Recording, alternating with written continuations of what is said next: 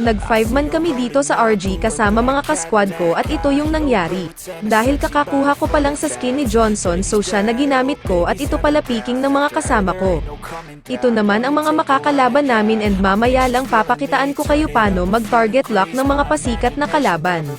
Syempre at first sinamahan ko muna core namin para mabilis siyang maka-level up.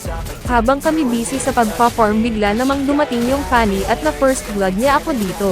Ito ang pinakaayaw ko na kalaban yung early pa lang nang bubugbog na kaya mamaya talaga yan sa akin di na yan makakapag-cable pa wait nyo lang. Pwede na! Buti malakas din core namin at naka-double kill pa siya dito. Dahil may ulti na ako so ginamit ko na agad at akala ko bato lang yung nakaharang si Lolo Atlas lang pala kaya kinembotan na namin ng sisi ko yun naman hanap niya eh.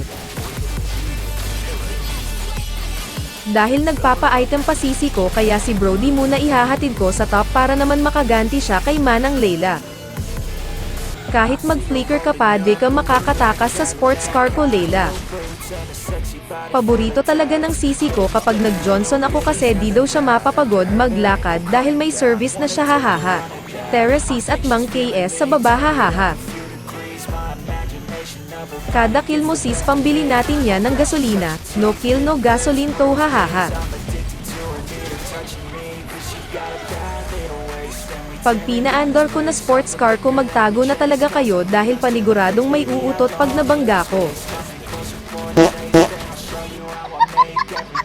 At dito nga nagsimula ang lahat, kaka-rides namin nabunggo kami sa tower at naaksidente kami ng sisi ko sakto namang dumating si Fanny kaya inubos kaming tatlo.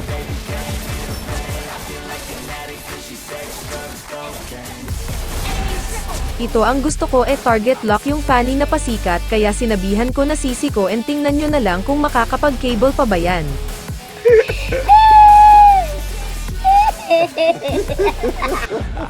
Nilibot namin dito ang buong mapa mahanap lang siya. Pagkabuhay ng blue buff niya agad akong pumunta dahil alam kong andun siya kaya tama nga hinala ng mga babae at napatay namin siya dito. Hindi pa dun nagtatapos ang kalbaryo mo Fanny hintayin mo kami sa sunduan ka na namin.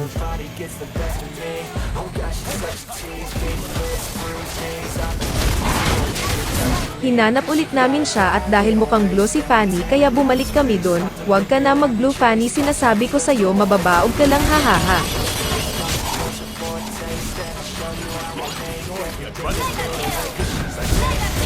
Abay di rin papahuli tong mga kasama ko ang malakas din yung Fanny na naka-triple kill kanina di ko na maamoy or makita man lang na nag-cable siya hahaha. Kapal na mukha mo! Heto na at tatapusin na namin dahil baka makomeback pa nila. Diyos ko pati sa ending Fanny dapain ka pa rin hahaha.